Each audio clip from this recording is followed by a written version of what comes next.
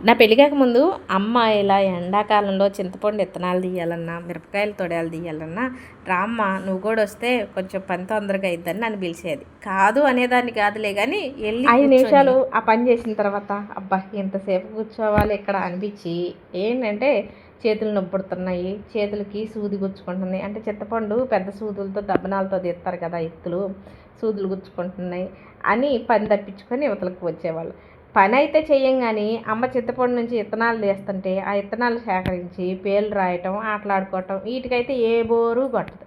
కానీ ఇప్పుడు అదే పని ఎంత కష్టమైనా సరే చింతపండు విత్తనాలు తీస్తాము, మిరపకాయలు తొడియాలు తీస్తాము, తోటలలో పనులు చేస్తాము. ఇప్పుడు తెలిసిద్ది అనమాట అమ్మ నాన్న విలువ. అంటే బాధ్యత అన్నది మనం నెత్తిన పెడితే కానీ ఈ పనుల విలువ, అమ్మ విలువ, నాన్న విలువ తెలియదు అనమాట.